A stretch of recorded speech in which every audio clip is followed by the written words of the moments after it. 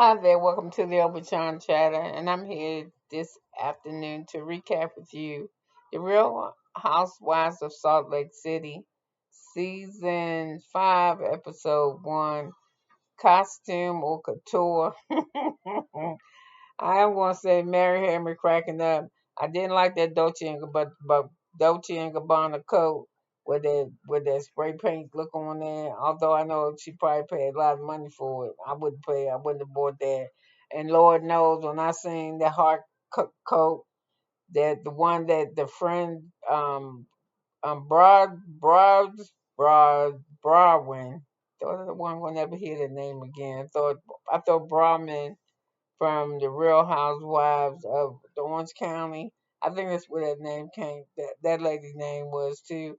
I don't think I ever hear it again. But when she was like, "Ooh, child, no costume, girl, no, we are fashion." I thought shit. I thought Mary was going to whoop that lady ass. Oh my goodness, I started cussing too soon. But anyway, I gotta work on that. Sorry, y'all. When I saw there was only three coats that was made like that, and I think it was Christian Dior made it. I think they said, and it was $15,000, and she got one. The Bronwyn lady, Rihanna got the other one, and another one in the museum. I was like, oh shit, what kind of where did that money come from?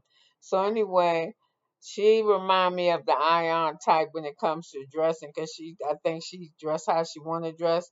Cause when it was 37 degrees outside, and she was walking around with that fucking bra and boy shorts on and a bomber jacket and some boots, ain't no way in hell. But it is possibly done. I would tell you this because as cold natured as I was when I did a tour in Afghanistan as a contractor, it was so cold over there. But the cold over there is a different cold than the cold in Tennessee. Like it's just everything about it was different. So when I got back home, and after I had been over there for 2 years, my body had, I guess, acclimated to to the atmosphere that I was in. So when I got back home, when everybody said it was cold over here, I was still wearing shorts like in like November, December. But the November, December in Afghanistan, it's a negative, 2, 3 degrees. It's not that cold here. Here it's 32. So over time, after I stopped doing tours and I just stayed in one place. Now I can't stand that shit because y'all know every time y'all see me now, I'm wearing some type of sweater or something on. Y'all might have something on long sleeve. You ain't gonna hardly catch me without nothing on warm. So anyway, what was I talking about? So anyway, whoever this lady is, that's the friend of I think she a friend that had the one that was talking about how she grew up poor and she was putting bread a pocketbook and shit. And Mary was like, I cannot relate to her. I was not poor and I ain't putting shit in my pocketbook and I don't want her putting shit in mine, so I'm gonna get up and leave. So the other lady was like, oh yeah. So anyway, Mary wasn't feeling her. And the lady said, oh, I think I have offended her. Yeah, you did. That's why she got up and left. So I thought that shit was funny. So the lady was like, this ain't no damn costume. Costume? We're as fashionistas. What the fuck? And then so Witchcom was like, I know. I know she don't know shit about fashion. Cause she took a bunch of German Shepherd dogs to the people and told them to skin it, sew it together, and dye that color. She said it looked matty. It don't even look like shit. But before then, it was a scene where the lady was talking about how that coat was 50 years old. So I was like, yeah, Mary must know her fashion.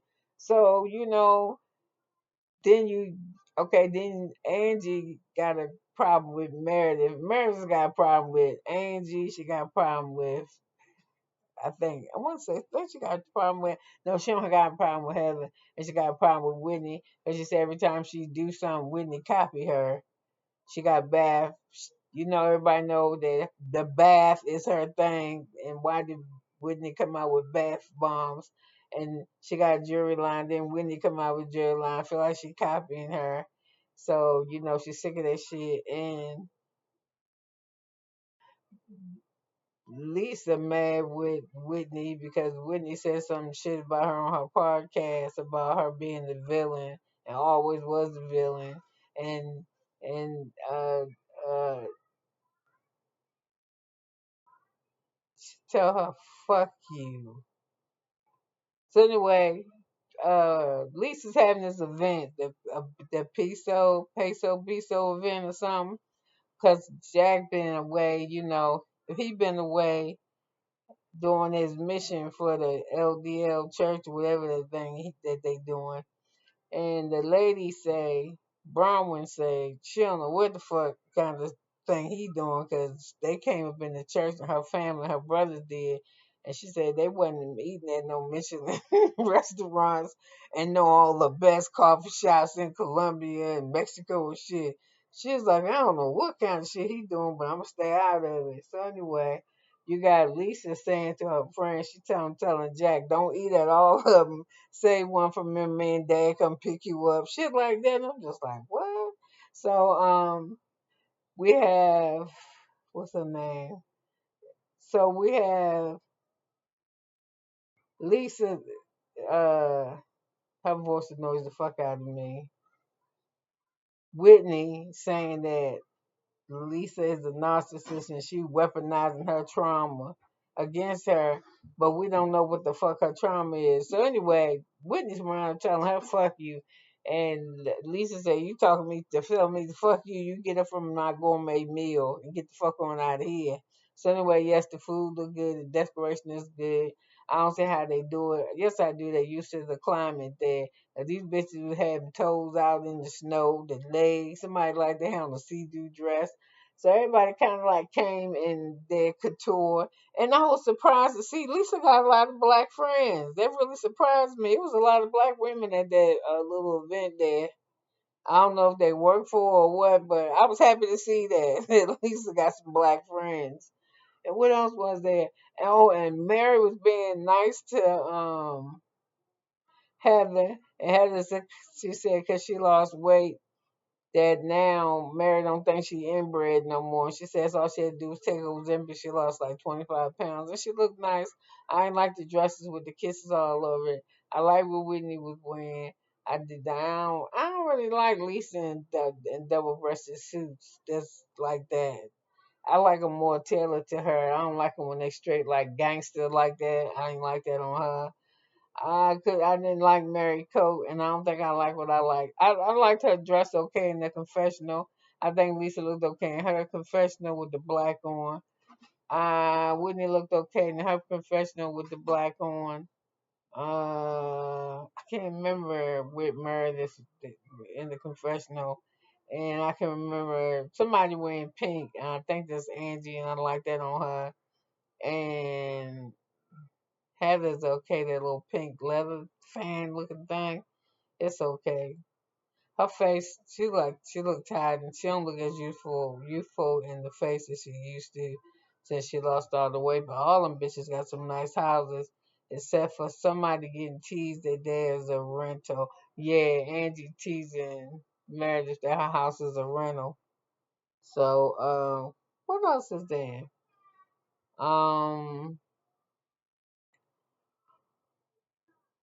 Aggie started out with a stroll that she made with all the shit that Meredith did to her, and she said it's kind of like a joke. And she like one of the jokey girls, like she got props. Angie like a lot of props, and she said it's supposed to be funny, but it didn't turn out that way. And this is, I think, tearing Mary off, because she was like, this bitch. Yeah, she eventually just kind of said she ain't had nothing to do. She said she had to get the paper. She had to roll it up. She had to find some scissors. She had to find some glue. She had to go get all the shit. Well, she got too much time on her hands. I think so too, because I wouldn't have did that shit. And Mary and Angie are friends now, like nothing. They came in there with matching Hermes bags and shit, Hermes bags.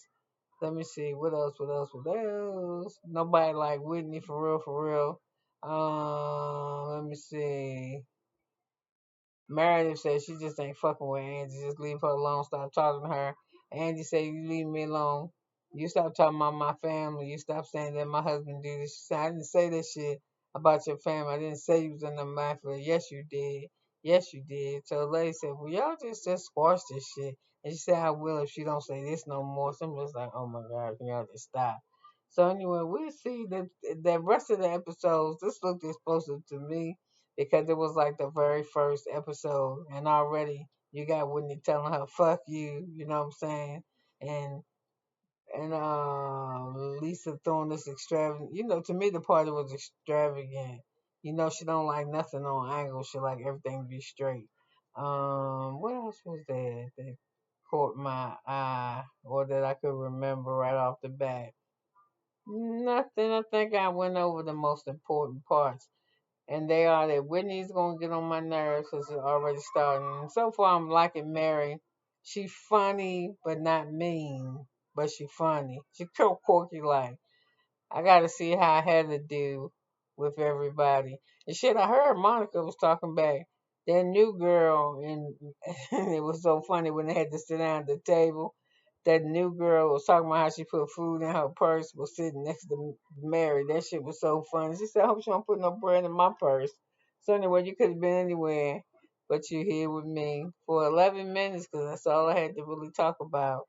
And I'll see you the next episode and we'll talk all about it. Leave a comment if you got anything to say about the ladies, what they wore, what you thought. Please feel free to like, not like, or you can even share. Have a good one. Bye now.